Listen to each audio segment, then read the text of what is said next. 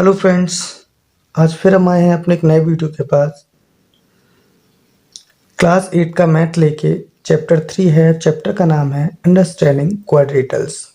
तो आज हम पढ़ेंगे क्वाड्रेटल्स के बारे में। तो सबसे पहले आते हैं हमारा दिया है plane surface and plane curve. सबसे पहले तो हम जान लेते हैं प्लेन सरफेस क्या होता है।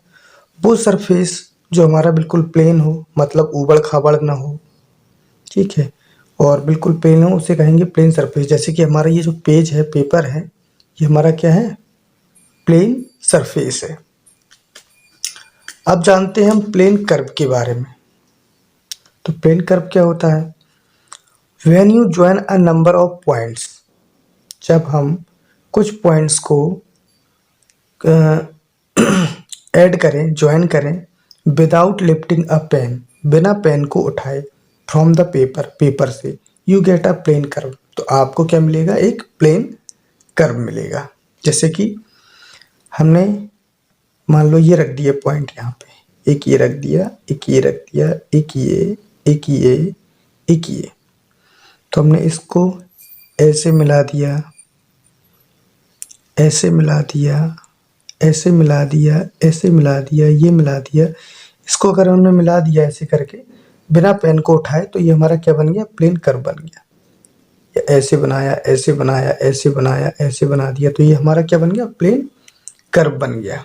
मतलब यहाँ पे थोड़ा घूमा हुआ है तो ये नहीं होना चाहिए, ऐसा कर्व नहीं। ये भी हमारा, वैसे ये भी अगर घूम रहा है तो ये भी हमारा क्या होगा? कर्व ही होगा। मतलब बिना पेन को उठाए हम कोई भी चीज़ बना दें तो वो हमारा क्या हो जाएगा? प्लेन कर्व हो जाएगा। जैसे मान लो हमने ऐसे ये बना दिया, ये भी हमारा क्या हो गया? प्लेन कर्व हो गया। अब आगे पढ़ते हैं हम। दिया है हमारा पहला पॉइंट दिया है सिंपल क्लोज्ड कर्व। अब सिंपल क्लोज्ड कर्व क्या होता है?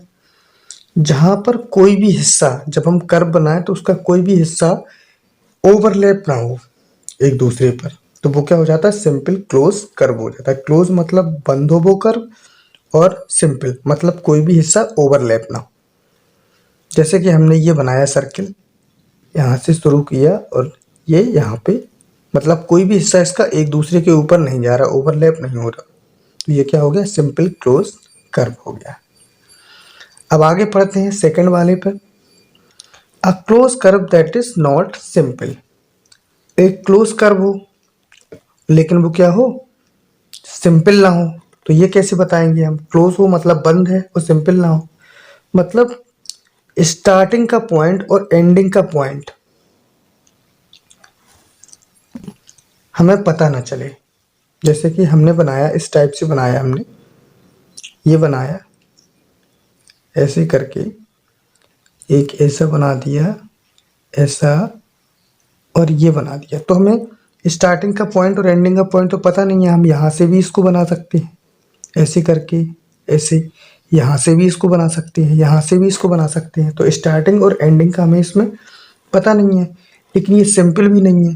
तो सिंपल की हमने क्या अभी डेफिनेशन आपको बताई थी, सिंपल क्लोज कर्व की, कि एक दूसरे के ऊपर ओवरलैप ना हो, एक दूसरे, जो एक दूसरे के ऊपर ना जाए। लेकिन देखो हमने ये लाइन खींची यहाँ पे, फिर यहाँ से आया, ये इसके ऊपर से जा रही है, इस लाइन के ये ऊपर से ओवरलैप हो रही है, तो ये सिंपल नहीं है लेकिन क्लोज कर्व है। ये सेकंड वाला हो गया हमारा। और ट्विस्ट और टर्न भी है इसमें, देखो ये भी है, टर्न भी दिया है। अब आते हैं थर्ड वाले पे, simple curve that is not closed. अब सिंपल कर्व हो जो, और जो क्लोज ना हो। क्लोज का मतलब जो खुला हुआ हो, जैसे कि हमने इस टाइप से बना दिया, तो ये भी हमारा एक कर्व है, सिंपल कर्व है। कोई भी लाइन एक दूसरे पर ओवरलैप नहीं हो रही है। एक ये लाइन है और ये मान लिया हमने दो लाइन सेगमेंट से इसको बनाया, तो एक लाइन सेगमेंट ये हो गई, एक ही हो गई, तो एक दूसरे के ऊपर कोई भी लाइन नहीं है, ठीक। और नॉट क्लोज्ड, क्लोज नहीं है, ये खुला हुआ है, तो ये क्लोज भी नहीं है। ये हो गया simple curve that is not closed. अगला आता है नॉट अ सिंपल कर्व। अब सिंपल कर्व ना हो तो हमने क्या बताया था? सिंपल कर्व एक दूसरे के ऊपर ओवरलैप ना हो, तो हमने कुछ इस टाइप से बना दिया, से इस टाइप से बना दिया, तो ये सिंपल कर्व नहीं है। क्योंकि ये देखो, ये लाइन यहाँ से, ये यहाँ से कर्व गया इतना, ये इसी के ऊपर से होके गुजर गया, मतलब एक दूसरे के ऊपर ये ओवरलैप हो रहा है। तो ये हमारा क्या है, सिंपल कर्व नहीं है। तो यहाँ तक तो हम ये सीख गए कि सिंपल क्लोज कर्व क्या होता है, और close curve that is not simple, मतलब एक क्लोज कर्व बताना है जो सिंपल ना हो। फिर हमने सीखा simple curve that is not closed, simple curve है लेकिन वो क्लोज ना हो, और नॉट अ सिंपल कर्व। तो फिर हमने सीखा कि सिंपल कर्व ना हो। तो हमने आपको बता के दिखा दिया, एक एक एग्जाम्पल बना के दिखा दिया। अब चलते हैं आगे। आगे है हमारा पॉलीगन। पॉलीगन के बारे में पढ़ते हैं। पॉलीगन क्या होता है, a simple close curve made up of only line segment. मतलब पॉलीगन वो होता है एक सिंपल क्लोज्ड कर्व हो, लेकिन वो क्या किससे बना हो, सिर्फ लाइन सेगमेंट से बना हो, इज कॉल्ड पॉलीगन। तो उसे क्या बोलते हैं, पॉलीगन कहते हैं। अब देखो, जैसे कि हमने ये बनाया, स्क्वायर बना दिया एक, तो ये देखो हमारा लाइन सेगमेंट से ही बना हुआ है, तो ये हमारा क्या है, पॉलीगन है। अगर हम इसको ऐसा बना दें, इस टाइप से बना दें, और ये यहाँ पे ऐसा कर दें, तो ये देखो इस टाइप से घुमावदार है, इसमें लाइन सेगमेंट केवल ये है, ये है, ये है, लेकिन ये लाइन सेगमेंट नहीं है। तो इसे हम क्या करेंगे, पॉलीगन नहीं बोलेंगे, जो केवल लाइन सेगमेंट से बना हुआ हो। जैसे कि हम इस टाइप से कुछ बना दें, ये भी देखो लाइन सेगमेंट से बना हुआ है, एक ये लाइन सेगमेंट है, एक ये है, एक ये है, एक ये है। तो ये हमारे क्या हो जाते हैं, पॉलीगन। जैसे एक और बता दें, इसका रेक्टेंगल है, इसका एक एग्जाम्पल, ये भी हमारा क्या है, पॉलीगन है। ट्राइंगल है, ये भी लाइन सेगमेंट से बना हुआ है, ये भी हमारा क्या है, पॉलीगन है। अब देखो, अब आगे चलते हैं, हम पॉलीगन का क्लासिफिकेशन कैसे करते हैं। जैसे कि मान लिया हमारे पास 3 साइड्स हैं, 3 साइड्स हैं, तो 3 साइड से हमारा क्या बनेगा, ट्राइंगल बनेगा, जो इस टाइप से कुछ बनता है, 3 साइड हो गई। अब 4 साइड से हमारा क्या बनेगा, क्वाड्रेटल बनेगा, क्वाड्रेटल बनेगा। क्वाड्रेटल में 4 साइड होती हैं, क्वाड्रेटल भी अलग अलग प्रकार के होते हैं, आगे हम पढ़ेंगे उनके बारे में। 4 साइड होती हैं, कोई कुछ भी बना देते हैं, जैसे हमने स्क्वायर बना दिया, ये भी हमारा देखो लाइन सेगमेंट से बना हुआ, 4 साइड हो गई। अब अगर हमारी 5 साइड हो, 5 साइड हो, तो क्या बनेगा, पेंटागन बनेगा। पेंटागन कैसे बनता है, इस टाइप से बनता है, 1 2 3 4 और ये 5 हो गया, पेंटागन बन गया। अब जैसे अगर हमारी 6 साइड हो, 6 साइड से क्या बनेगा, हेक्सागन बनेगा। और हेक्सागन कुछ इस टाइप से होता है, 1 2 3 4 5 6, ये हो गया हमारा हेक्सागन। ऐसे ही हमारा 6 साइड 7 साइड अगर होंगी, तो सेकंड साइड से हमारा बनेगा हेप्टागन। 8 साइड अगर होंगी, 8 साइड से बनेगा ऑक्टागन। अगर 9 साइड्स होंगी, तो 9 साइड से बनेगा हमारा नोनागन। और 10 साइड्स अगर होंगी, तो 10 साइड से क्या बनेगा, डेकागन। ये हमारे साइड के हिसाब से हमने आपको इसका क्लासिफिकेशन बताया कि साइड के हिसाब से क्या बनते हैं। 3 साइड है, ट्राइंगल बनेगा। 4 साइड है, क्वाड्रेटल बनेगा। क्वाड्रेटल के अंतर्गत हमारा काइट भी आता है, रोम्बस आता है, स्क्वायर आता है, रेक्टेंगल आता है। 5 साइड से पेंटागन बनेगा, जिसमें 5 साइड होती हैं। 6 साइड से हेक्सागन, 7 से हेप्टा, 8 से ऑक्टा, 9 से नोना, 10 से डेकागन। ये हमारे हो गए पॉलीगॉन हो गया। अब हम आगे चलते हैं, अब हम पढ़ते हैं डायगोनल्स के बारे में। डायगोनल्स क्या होते हैं, a diagonals is a line segment. Diagonal क्या होते हैं, लाइन सेगमेंट होते हैं connecting 2 non consecutive vertex, 2 non consecutive vertex से जो बने हुए हों ऑफ अ पॉलीगन, पॉलीगन के। अब देखो 2 नॉन कंजिक्यूटिव क्या होते हैं, वर्टेक्स कौन सी होती हैं, अब देखते हैं। जैसे कि हमने ये एक स्क्वायर बनाया, ठीक है, तो ये हमारी ये वाली एक, ये हमें पता है कि हमारी वर्टेक्स कौन सी होती है, ये होती हैं, ये ये हमारे जो कोने होते हैं ये वर्टेक्स होती हैं। तो इनमें से कंसेक्यूटिव कौन सी होती हैं? ये वाली इसके कंसेक्यूटिव होगी, ये वाली इसके होगी, ये वाली इसके होगी, ये वाली इसके होगी। और नॉन कंसेक्यूटिव कौन सी हो जाएंगी? ये वाली इसकी नॉन कंसेक्यूटिव होगी और ये वाली इसकी होगी, क्योंकि ये लगातार नहीं है। तो डायगोनल्स वही होते हैं जो नॉन कंसेक्यूटिव वर्टेक्स को मिलाएं, यानी कि ये नॉन कंसेक्यूटिव है और एक ये नॉन कंसेक्यूटिव है, तो ये मिल गए, इसे मिला दिया, और इसे ये नॉन कंसेक्यूटिव है दोनों, तो इन्हें मिला दिया, तो ये क्या हो गया? हमारे डायगोनल्स हो गए। जैसे कि हमारा पेंटागन दिया हुआ है, पेंटागन दिया हुआ है, अगर इसकी हमें डायगोनल्स को पता करना है, देखो एक हमारा क्या हो जाएगा, ये दोनों तो कंसेक्यूटिव हो गई, तो यहाँ से तो बनेगा नहीं, यानी कि एक इससे बन जाएगा, ये नॉन कंसेक्यूटिव, इससे बन जाएगा हमारा डायगोनल्स, इससे बन जाएगा डायगोनल, इससे बन जाएगा डायगोनल, ये हमारे डायगोनल्स इसके हो गए। ऐसे ही हमारे हेक्सागोन में बनेंगे डायगोनल्स। तो अब आशा करते हैं कि ये डायगोनल्स आपको समझ में आ गए होंगे। मतलब नॉन कंसेक्यूटिव जो वर्टेक्स होती हैं उनको मिलाने से क्या मिलता है? हमें डायगोनल मिलता है। अब पढ़ते हैं आगे कॉन्वेक्स एंड कॉनकेव पॉलीगन। अब हमें ये पता करना है कॉन्वेक्स पॉलीगन क्या होता है और कॉनकेव पॉलीगन क्या होता है। तो आपको बता दें, किसी भी पॉलीगन में अगर डायगोनल अंदर बन रहे हैं तो वो कॉन्वेक्स होगा, और अगर बाहर बनना है तो वो कॉनकेव होगा। जैसे कि हमने ये बनाया, ये है, तो इसके डायगोनल्स अंदर ही बनेंगे। जैसे एक ये डायगोनल्स बन गया, एक ये, तो ये इस डायग्राम के इस रेक्टेंगल के अंदर डायगोनल बन रहे हैं, तो ये कौन सा पॉलीगन हो जाएगा? कॉन्वेक्स हो जाएगा। अब कॉनकेव, जब कोई भी एक डायगोनल बाहर बन जाए तो उसे क्या बोलते हैं? कॉनकेव बोलते हैं। जैसे कि हमने ये डायग्राम बनाया, ये भी हमारा क्या है? पॉलीगन है।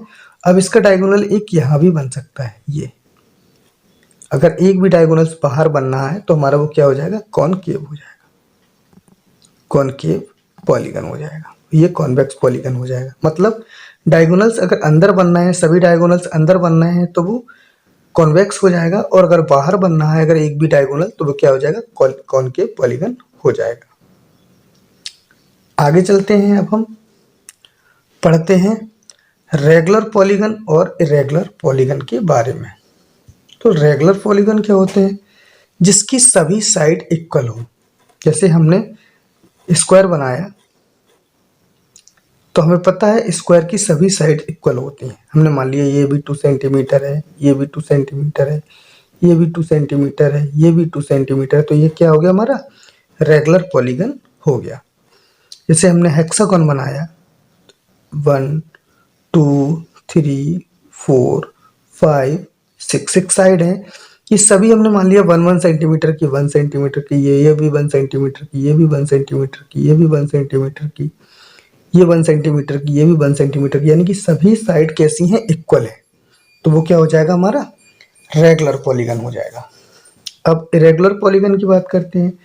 इरेगुलर पॉलीगन में क्या होता है? सभी साइड इक्वल नहीं होती हैं। जैसे कि हमने रेक्टेंगल बनाया, ये बना रेक्टेंगल, ये हमारी 2 सेंटीमीटर है, ये 2 सेंटीमीटर है, ये 4 सेंटीमीटर हो गई, ये 4 सेंटीमीटर हो गई, यानी कि सभी साइड इक्वल नहीं है, तो ये क्या हो गया? इरेगुलर पॉलीगन हो गया। जैसे कि हमने हेक्सागन ही बनाया, हमने ये बना दिया हेक्सागन, और ये यहाँ पे ये लंबा कर दिया। हमने मान लिया ये 2 सेंटीमीटर का है, ये भी 2 सेंटीमीटर की है, ये 2 सेंटीमीटर की, ये 2 सेंटीमीटर की, लेकिन ये 4 सेंटीमीटर की हो गई और ये भी 4 सेंटीमीटर की हो गई। तो हम इसमें क्या देखते हैं कि सभी साइड इक्वल नहीं है, तो ये क्या हो गया? इरेगुलर हो गया। और इरेगुलर समझ में आ गया होगा। अगर सभी साइड इक्वल हैं तो वो रेगुलर पॉलीगन होगा, और सभी साइड इक्वल नहीं है तो वो क्या हो जाएगा? इरेगुलर पॉलीगन हो जाएगा। अब आगे पढ़ते हैं हम एंगल सम प्रॉपर्टी ऑफ क्वाड्रेटर्स। अब एंगल सम प्रॉपर्टी क्वाड्रेटल्स की पढ़ेंगे।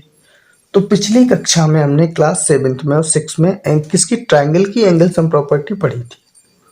तो हमें क्या पता था, ट्रायंगल की एंगल सम प्रॉपर्टी में हमें ये पता था कि ट्रायंगल के जो सभी एंगल होते हैं, हमने मान लिया ये ए है, ये बी है, ये सी है, तो क्या हो जाता था, सभी एंगल का सम 180 के इक्वल हो जाता था, क्योंकि angle A plus angle B plus angle C is equal to 180 ये होता था। तो अब हमें किसका पता करना है, क्वाड्रेटल की। तो क्वाड्रेटल की जैसे हमने ये पता किया कि 3 साइड है, तो क्वाड्रेटल का कितना होता है, क्वाड्रेटल की चार एंगल होते हैं, चारों एंगल का ऐड कितना हो जाएगा। तो देखो हम क्या देखते हैं, हमें पता है क्वाड्रेटल का कितना होता है, 360 होता है। जैसे कि हमने ये दिया क्वाड्रेटल, ये मान लिया रेक्टेंगल है, ये एंगल ए हो गया, ये बी, ये सी, ये डी, तो इनके सभी एंगल का ऐड कितना होता है, 360 होता है। हम इसे लिख सकते हैं angle A plus angle B plus angle C plus angle D is equal to 360। अब आपको ये प्रूव करके दिखा दें कि ये होता कैसे है। जैसे कि हमने मान लिया ये ट्रायंगल ले लिया, रेक्टेंगल ले लिया, अब इसका एक डायगोनल बना देते हैं। ये हमने मान लिया ए है एंगल, ये बी है, ये सी है और ये डी है, तो हमने इसका एक डायगोनल ले लिया, ये ले लिया। अब हम क्या देखते हैं, इसमें 2 ट्रायंगल दिख रहे हैं हमें, एक तो ये ट्रायंगल दिख रहा है और एक ये ट्रायंगल दिख रहा है।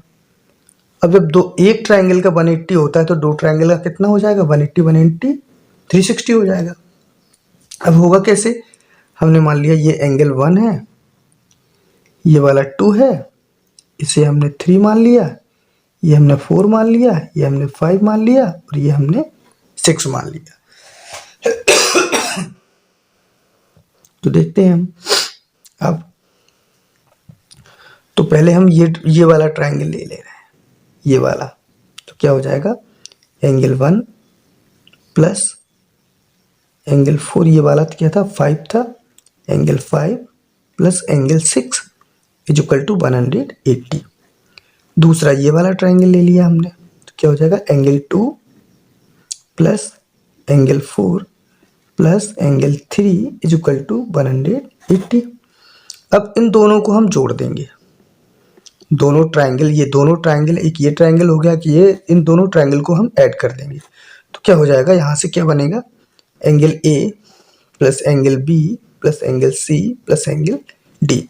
कैसे, 1 और 2 को मिला के एंगल ए बन जाएगा, बी है हमारा एंगल 3 है, 3 है बी एंगल 4 5 को मिला के सी बन जाएगा और ये हमारा 6 वाला ये डी है। तो हम इस तरीके से लिख सकते हैं, angle A plus angle B plus angle C plus angle D. अब यहाँ पे जब इनको हमने ऐड किया है तो हम इनको भी ऐड करेंगे, तो 180 और 180 क्या हो जाएगा हमारा 360। तो यहाँ से क्या निकला कि जो हमारा क्वाड्रेटल होता है उनके सभी एंगल का ऐड कितना होता है, 360 हो गया। ये तो हो गई हमारी एंगल सम प्रॉपर्टी। अब चलते हैं हम आगे, हमारा अगला टॉपिक है काइंड्स ऑफ क्वाड्रेटल्स। अब क्वाड्रेटल्स के प्रकार, अब अलग अलग टाइप के क्वाड्रेटल्स कौन कौन से होते हैं तो पढ़ते हैं। पहला है हमारा ट्रेपेजियम। ट्रेपेजियम क्या है, trapezium is a quadrilateral with a pair of parallel side. मतलब उस ट्रेपेजियम में एक पेयर क्या होता है, पैरेलल होता है। जैसे कि हम इस टाइप से बना दें, ये है, तो ये हमारा क्या है, ट्रेपेजियम है। हमारी ये जो लाइन है, ये वाला लाइन सेगमेंट है, इस वाले लाइन सेगमेंट की क्या होगा, पैरेलल होगा। यानी कि जैसे अगर हम ये लिख दें ए बी सी डी, तो हम क्या लिख देंगे, A B parallel to D C. तो इसे हम क्या बोलेंगे, ट्रेपेजियम बोलेंगे। अब चलते हैं नेक्स्ट, हमारा अगला है काइट। तो काइट देखा होगा हमने, जैसे हमारी पतंग दिखती है उसी को हम काइट बोलते हैं। इसे हिंदी में पतंग बोलते हैं। हम जो पतंग उड़ाते हैं वही हमारी क्या है, काइट होती है। अब क्या होती है, इसकी प्रॉपर्टीज क्या होती हैं, काइट हैज 4 साइड्स। उस ये भी इसमें भी क्या होती है, ये भी अगर क्वाड्रेटल है तो 4 साइड तो होगी ही, तो इसमें भी 4 साइड्स होती हैं। There are exactly 2 distinct consecutive pair of side equal length. मतलब इसमें क्या होंगे, 2 लाइन होगी, वो क्या होंगी, एक दूसरे के इक्वल होंगी, जो एक दूसरे से लगी हुई होंगी। यानी कि हम ये भी बोल सकते हैं कंसेक्यूटिंग लाइन आर इक्वल्स। जो कंसेक्यूटिव पेयर्स होते हैं साइड के, वो कैसे होते हैं, इक्वल होते हैं। और diagonals perpendicular to each other, और उसके जो डायगोनल्स होते हैं वो एक दूसरे के क्या होते हैं, परपेंडिकुलर होते हैं। जैसे कि हमने इस साइड से बना दिया, इस टाइप से बनाया, ये लाइन इस लाइन के इक्वल होगी, यानी कि ये लाइन क्या होगी, इसके इक्वल होगी। और इसको फिर ऐसे बना दिया मैं, यानी कि ये वाली लाइन होगी वो इसके इक्वल होगी, और ये वाली लाइन होगी इसके इक्वल होगी। तो ये क्या होगी, हमारी काइट हो गई। तो एक तो ये प्रॉपर्टी, काइट हैज 4 साइड, तो 4 हो गई, 1 2 3 4। There are exactly 2 distinct consecutive pair of side equal length. तो देखो ये इसके इक्वल हो गई और ये लाइन इसके इक्वल हो गई, ये भी कंडीशन पूरी हो गई। Diagonals perpendicular to each other, यानी कि डायगोनल्स इसका ऐसे बनेगा, एक तो ये बनेगा डायगोनल, एक ये बनेगा। तो इनके बीच में जो एंगल बनेगा चारों साइड, यहाँ भी 90 बनेगा, यहाँ भी 90, यहाँ भी 90, यहाँ भी 90। इनकी डायगोनल्स जहाँ पे कट कर रहे हैं वहाँ पे 90 डिग्री का एंगल बनेगा। तो ये हमारी क्या हो गई, काइट हो गई। अब आगे चलते हैं, पैरेललोग्राम। पैरेललोग्राम क्या होता है, 4 साइड्स, जब क्वाड्रेटल है तो 4 साइड तो होंगी ही। 2 पैरेलल लाइन, वो कैसी होती है, 2 पैरेलल लाइन होती है। आमने सामने वाली जो लाइंस होती हैं वो कैसी होती है, पैरेलल होती हैं। जैसे कि हमने ये लिखा, ये बनाया इस टाइप से, ये हो गया तुम्हारा ए है, ये बी हो गया, ये सी हो गया, ये डी हो गया। तो ये ए बी हमारा डी सी के पैरेलल होगा। जो ए बी है वो पैरेलल किसके होगा, डी सी के होगा। और जो हमारा ए डी है वो बी सी के पैरेलल होगा। ए डी है वो पैरेलल किसके होगा, बी सी के। तो ये हमारा क्या हो गया, पैरेललोग्राम हो गया, जो पैरेललोग्राम की कंडीशन हो गई।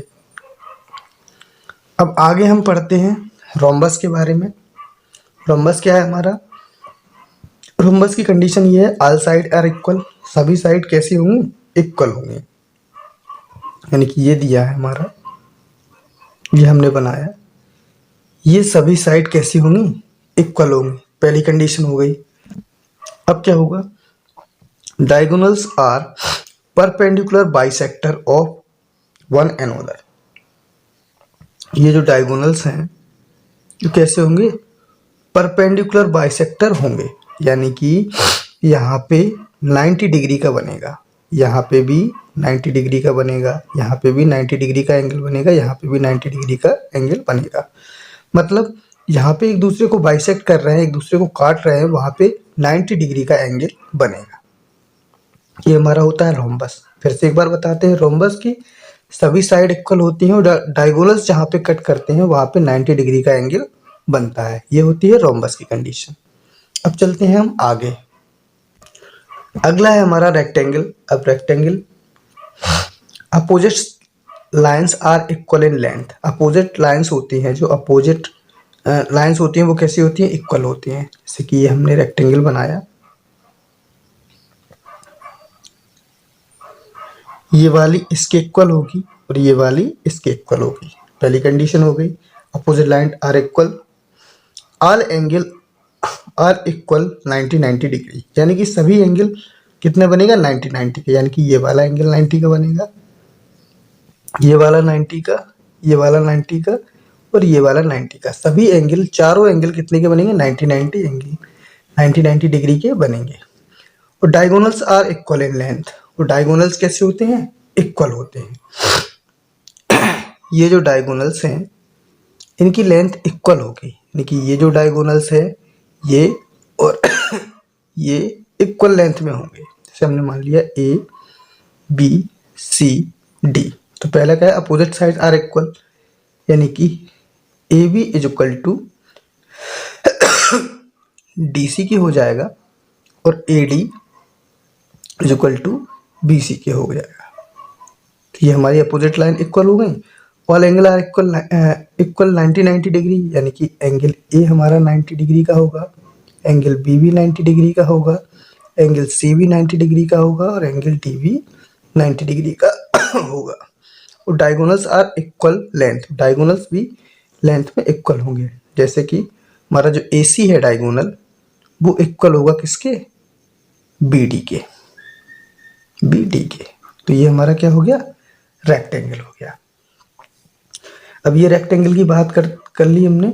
अब हमारा लास्ट क्वाड्रेटर बचता है स्क्वायर। स्क्वायर क्या होता है, all side are equal in length, यानी कि जो सभी साइड्स होती हैं लेंथ में इक्वल होंगी, यानी कि ये सभी साइड हमारी कैसी होंगी, इक्वल होंगी। हमने इसे A मान लिया, इसको B, ये C, ये D, तो हमारा क्या हो जाएगा, AB is equal to BC is equal to CD is equal to AD। इनकी सभी लाइनें कैसी होंगी, इक्वल होंगी। ईच एंगल मीजर 90 डिग्री, हमारा सभी जो एंगल होंगे वो 90 डिग्री के बनेंगे, यानी कि angle A is equal to 90, angle B is equal to 90, angle C is equal to 90 और angle D is equal to 90। और diagonals are equal in length, जो डायगोनल्स होंगे उनकी लेंथ भी इक्वल होगी, यानी कि जो हमारा AC होगा वो इक्वल होगा BD के। ये हमारे हो गए। और यहाँ पे एक चीज़ और होगी, जो डायगोनल्स जब कट करेंगे तो यहाँ पे भी कितना 90 डिग्री का एंगल बनेगा, जैसा कि हमारा रोम्बस में बनता है। तो ये हो गया हमारा स्क्वायर। इसी तरीके से एक एक करके हमने सारे क्वाड्रेटर को इसमें हम पढ़ चुके हैं। तो मैं चैप्टर 3 का जो इंट्रोडक्शन पार्ट है वो लगभग हमने पूरा पढ़ लिया है। जो भी कुछ एक दो चीज़ें बची होंगी वो हम आपको एक्सरसाइज में बताएंगे, जब एक्सरसाइज सॉल्व करेंगे तब उसमें बता देंगे। तो वैसे ही हमने क्वाड्रेटर की सारी कंडीशंस को हमने यहाँ पे पढ़ लिया है, जो भी चीज़ें उसमें दी हैं इंट्रोडक्शन पार्ट में। अब आगे हम आपसे मिलेंगे एक्सरसाइज के साथ, चैप्टर 3 की एक्सरसाइज 3.1 के साथ एक एक करके सभी एक्सरसाइज को इसकी सॉल्व करेंगे। मिलते हैं आपसे अगले वीडियो में एक्सरसाइज 3.1 के साथ। Thank you so much. और एक रिक्वेस्ट जरूर है आपसे कि वीडियो को अगर लाइक ना किया हो, अगर आप वीडियो देख रहे हैं लाइक ना किया हो तो लाइक ज़रूर करते हैं, लाइक कमेंट और शेयर ज़रूर करें। Thank you so much.